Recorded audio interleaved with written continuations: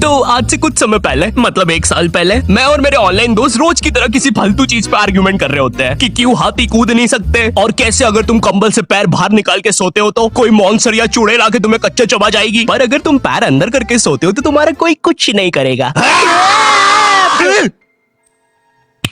फिर पैर अंदर कर लिया। तू अगली बार मिल, बताता हूँ तुझे। चैन से सोएगा ना अब तू।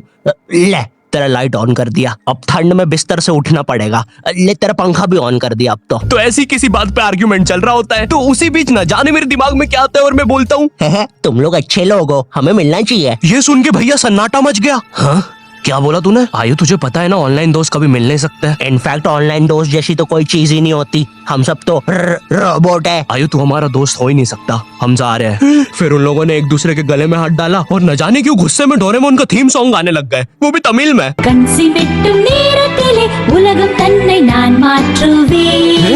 क्या? अब नहीं, ऐसा कुछ नहीं हुआ था। सॉरी गाइस, कुछ महीनों से जिंदगी थोड़ी सही नहीं चल रही है, इसलिए ऐसे जोक्स आ जाते हैं कभी कभार। खैर सरप्राइजिंगली मेरे ऑनलाइन दोस्तों ने मेरी मिलने वाली बात को सीरियसली लिया, और इसी तरह हमारी Mumbai to Goa trip plan होती है, जो कि दिसंबर में थी। तो अब फास्ट फॉरवर्ड करते हैं सीधा दिसंबर तक ट्रिप का टाइम। तो अब कुछ रीजन की वजह से मुझे मुंबई प्लेन की जगह ट्रेन से जाना पड़ता है। नहीं, मैं एयरपोर्ट पर फटाका लगाता हुआ नहीं पकड़ाया था, थे कुछ रीजंस, ठीक है, सच में थे। तो मैं रात में ट्रेन में बैठता हूँ और सुबह में मुंबई पहुंच जाता हूँ। अब जो मुंबई पहली बार आता है ना, वो ना अलग अलग चीजों को देख के चौंकता है, जैसे वड्डी वड्डी बिल्डिंग्स, वड्डे वड्डे सुपरस्टार्स। और इधर मैं जैसे ही मुंबई के स्टेशन पे उतरा, वो बहन की एलिवेटर स्टेशन पे, वो भी भाई साहब इसको एस्केलेटर बोलते हैं। एलिवेटर मतलब आंखों पे भरोसा ही नहीं हो रहा है। मैंने मम्मी को फोटो खींच के भेजी, मम्मी एलिवेटर, वो भी स्टेशन पे। भाई साहब एस्केलेटर होता है। देखो ये हमारे स्टेशन पे नहीं होते हैं, हमें पूरा ब्रिज पैरों से चढ़ना पड़ता है। और मेरे गांव के ब्रिज पता है बादलों में होते हैं। वो ब्रिज को इतनी ऊपर होने की जरूरत भी नहीं है, उसको किसी इंजीनियर ने भी नहीं बनाया है। ये गाँव के लोगों ने मस्ती मस्ती में उसको इतनी ऊपर तक बना के आ गए हैं। अब वो स्टेशन का ब्रिज ना आउटर स्पेस तक पहुंच चुका है। साला कुली लेके भी जाओगे ना तो थोड़ा ऊपर जाके तुम्हारी कुली को भी कुली करना पड़ जाएगा।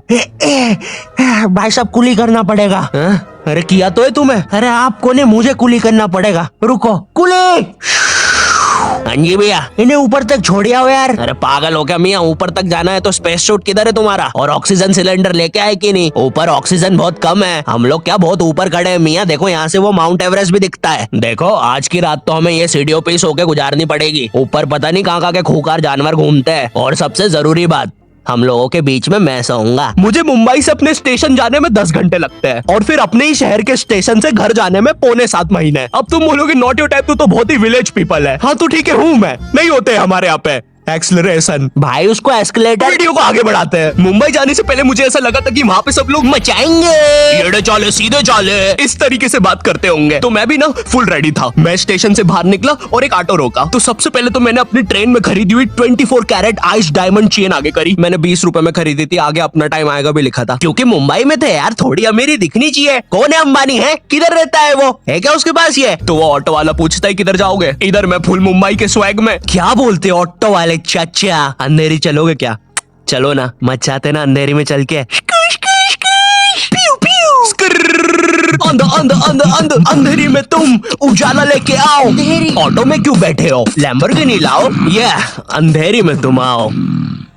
क्यों चाचा? अरे भाग मादर है, कड़कती धूप में मुजरा दिखा रहे मेरे को। अभी भी ज्यादा दूर नहीं गए, ऑटो से चीप सकता हूँ। हम लोग हमारे मुंबई के अपार्टमेंट आ जाते हैं, वहाँ पर थोड़ा सा रेस्ट करते हैं, क्योंकि स्टेशन से अपार्टमेंट तक तो हम भगते भगते आए थे। वो ऑटो वाला पीछे पड़ा था ना। क्यों पीछे पड़े हो हमारे? जाओ ना। नहीं मजाक कर रहा हूँ। 700 रुपए की टैक्सी करनी पड़ी थी अपार्टमेंट तक। 700 रुपए की। 700 रुपए पता भी है कितने होते हैं? 700 रुपए में पता है तुम मुंबई में क्या क्या कर सकते हो? तुम कर सकते हो 700 रुपए में तुम 700 रुपए में वापस उसी टैक्सी में बैठ के स्टेशन जा सकते हो। भाई साहब मैंने 750 कर लिया है रेट। कितनी महंगी है मुंबई। तो अब मैं और मेरा दोस्त डेस्क, हम लोग हमारे बाकी 2 दोस्त से पहले आ गए थे। तो अब हमारे पास कुछ करने के लिए नहीं था। तभी मुझे मेरी एक फीमेल फ्रेंड ने मॉल में मिलने बुला लिया। तो हम लोग जाते हैं मिलने, वापस 700 लगा के। ये मुंबई भी ना। तो मेरी दोस्त ने ना मुझे एक मूवी देखने बुलाया था, अवतार। मूवी में ज्यादा कुछ खास था नहीं, कुछ नीले लोग नंगे होके पानी में भाग रहे होते हैं रोबोट मशीन से बच के। ये मूवी मैंने 3D में देखी थी, ज्यादा कुछ चेंज नहीं हुआ। अब बस वो नंगे लोग मेरे साइड से निकल के भाग रहे थे। हम ये जंग जीत के रहेंगे। सर वो सब तो ठीक है, वो आदमी कौन है? अरे वो हमारी मूवी देख रहा है 3D में। उसे तो मजा ही आ जाएगा जब हम सब नंगे होके उसके सामने से भागेंगे। मेरी बात सुनो सब लोग, हम लोग उसके बहुत पास से भागेंगे लेकिन उसे टच नहीं करेंगे। जिमी मैंने तो अपने हाथ भी गीले कर लिए सुसु से। जैसे ही मैं नंगा होके उसके पास से भागूंगा अपने हाथ उस पे लपलपा दूंगा, चीटों से उसे लगेगा मूवी और रियल है। मेरी जिस फ्रेंड ने मुझे मॉल में बुलाया था उस दिन उसका बर्थडे था और मैं इधर बेशरम बेहया खाली हाथ गया था, बिल्कुल उस लेंडू बच्चे की तरह जो बर्थडे पार्टी में खाली हाथ आ जाता है। फ्री का नमकीन और केक दे दो बस उसे। तो ये बच्चा इधर मैं था। चीजें अभी इधर खत्म नहीं हुई हैं। उस बंदी ने फिर मुझे गिफ्ट दे दिया। चीजें अब सीरियस हो गई है। दुनिया का सबसे बड़ा क्राइम इधर, ठीक है इधर है, और फिर आता है किसी के बर्थडे पे उनसे ही गिफ्ट ले लेना इधर। पहले तो मुझे समझ में नहीं आया कि ये बंदी मुझे टॉन्ट मार रही है कि सच में गिफ्ट दे रही है। मुझे उस समय इतनी ज्यादा शर्म की अनुभूति और आभास हो रहा था, मेरा मन कर रहा था उठ के भाग जाऊं वहां से।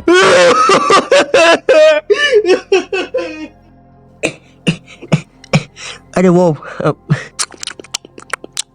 बाहर बहुत गर्मी है ना, इसलिए मैंने सोचा स्प्राइट पी लूं आके। और पेरी पेरी फ्राइज भी मेरे फेवरेट है। देखो अगर उस टाइम मैं चाहता तो अपने पीछे वाले जेब से बटवा निकाल के एक 50 का करारा नोट और 1 रुपया लगा के बड्डा लिफाफा बना के उसे दे देता, लेकिन मैं कोई 80 साल का दादाजी नहीं हूँ और वो भी मेरी पोती नहीं है, तो अब मैं कुछ कर नहीं सकता था। इसलिए मैंने बेशर्मों की तरह उसका गिफ्ट ले लिया और कमियां भी निकाल रहा हूँ। घड़ी तो अच्छी लाई हो तुम, लेकिन फास्ट ट्रैक की लाती तो अच्छी है घड़ी। इस ट्रिप पर ना हमारे बहुत ज्यादा पैसे खर्च हो गए थे, इतने कि मैं अपने बेसमेंट वाले बच्चों को खाना तक नहीं खिला पा रहा हूँ। चुप रहो, मैंने कहा ना नहीं मिलेगा खाना। आप पैसे के लिए India number 1 opinion trading app Probo पे क्यों नहीं जाते? हाँ, आप बस यहाँ पे यस और नो का आंसर देके लाखों में पैसे कमा सकते हो। प्रोबो एक ट्रस्टेड ऐप है जिस पर 1 करोड़ से भी ज्यादा यूजर्स हैं। यहाँ पर क्रिकेट, फाइनेंस, एंटरटेनमेंट और कई सारी कैटेगरीज में क्वेश्चंस है। जैसे अभी T20 सीरीज में इंडिया वर्सेस आयरलैंड में कौन जीतेगा? इंडिया ही जीतेगी। तो मैंने यहाँ यस दबा के क्वांटिटी स्लाइडर को बढ़ा दिया। अब अगर मेरा ओपिनियन सही होता है तो मुझे रियल कैश मिलेगा। अरे लेकिन विराट कोहली भाई, मैंने आपको कब पकड़ा? यहाँ तुम गूगल पे, पेटीएम, यूपीआई की मदद से आराम से 24/7 विड्रॉ कर सकते हो। ओ बाय द वे मैं पुलिस हूँ, तुम्हारे बेसमेंट की जानकारी मिली थी और प्रोबो का लिंक डिस्क्रिप्शन में है। डाउनलोड करने पर हम सभी को 25 रुपए का वेलकम बोनस भी मिलेगा, तो अभी जाके डाउनलोड करो। रात तक मेरे बाकी दोस्त भी आ गए थे, तो फिर हमने मुंबई की फेमस जगह, अरे वहीं जहाँ सब लोग जाते हैं घूमने के लिए, वहाँ घूमना स्टार्ट कर दिया। लेकिन जब तुम तुम्हारे दोस्तों के साथ रहते हो तुम्हारे दिमाग में मस्ती रहती है। तो एक मॉल में हमें एक सांड वाला झूला दिखता है। अब उसे देख के एक 21 साल का मैच्योर आदमी क्या करता? पापा बहुत बीमार है, बहन की भी शादी करवानी है, मुझे लगता है सांडू मैं तुम पे घूमी घूमी करने के लिए थोड़ा बड़ा हो चुका हूँ। लेकिन मेरे 21 साल के दोस्त ने क्या किया? घूमी घूमी। अब यहाँ एक सांड को दूसरे सांड पे चढ़ता हुआ देख हमें भी मस्ती छूटी। हम भी भाग के वो झूले के पास, भैया और तेज चलाओ, भैया और चलाओ तेज। मैं मुंबई में एंग्री प्रास से भी मिला था, उन्होंने मुझे अपनी बिल्ली से खेलने दिया था और अपना मास्क भी पहनने दिया था। अच्छा चलो मास्क मैंने बिना पूछे पहन लिया था, कैमरा फुटेज में तो आ ही गया हूँ मैं वहाँ पर अपने मैनेजर सौरभ भैया से भी मिला था। हम लोग मुंबई में लास्ट में जूहू बीच पर गए थे। वहाँ पर सब कुछ बढ़िया था, ठंडी ठंडी हवाएं चल रही थी, सब कुछ बढ़िया था। लेकिन फिर आसमान में कहीं से उड़ने वाली बंदर प्रजाति छा गई। ये बंदर प्रजाति फुग्गे की बनी थी। मेरा नाम है बुबली बंदर, मैं इंसानियत पे कब्जा करने आया हूँ, तो चुपचाप अपने घुटने।